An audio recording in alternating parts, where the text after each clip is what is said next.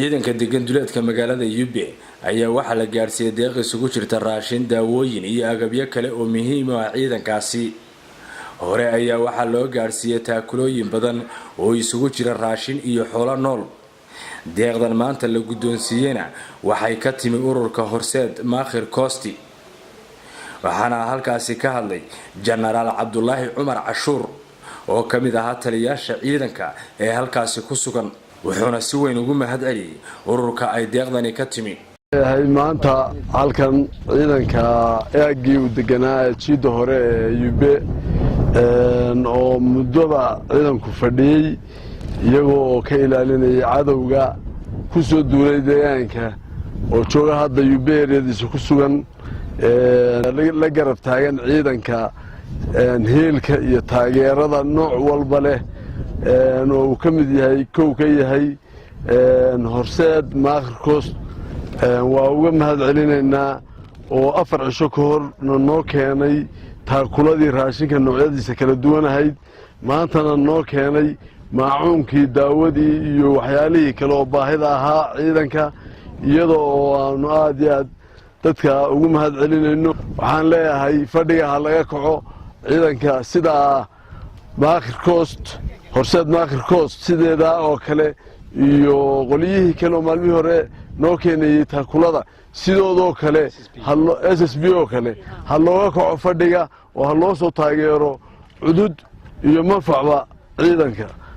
waana uga hambalyeynaya, waana uga mahadcelinaya xasan oo ka wakiil ahaa oo na soo gaarsiiyay waxyaalihii loo soo dhankiisa. waxaa isna hadlay mas'uulka ay u soo wakiisheen ururka Horseed Maakhir deeqdan in ay gaarsiiyo.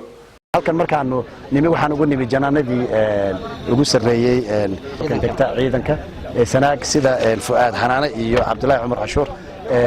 dhabtii waxa weeyaan maalintii dhawad markaanu halkan nimid waxaanu keenay xogaa yar raashin oo maaragtay iska emergency laakiin raashino badan baa soo socda oo intaas oo tana marka insha Allah taala 2-3 casho gudahood way imanayaan.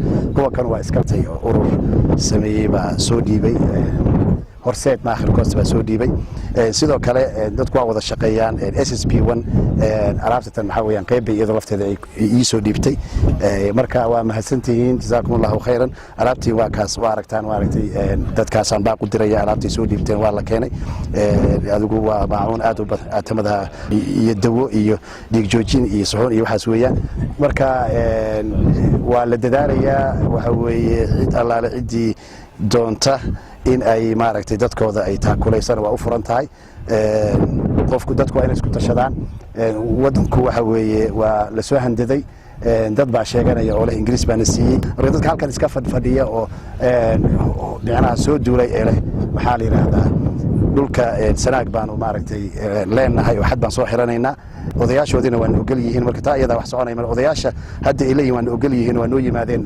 dadka waa u dhasheen oo laakiin de dhulku ma ah wax go' lagu qaado. haday dhulka wataan intay go' ku qaateen way halka Ingiriis halka Hargeysa ay maaragtay iyagoo go' ku wata ay geeyeen daha iibsadaan. dadka ilaaha baa jooga difaacanayaan. Yacquub Cashay, telefishinka GBC magaalada Baran.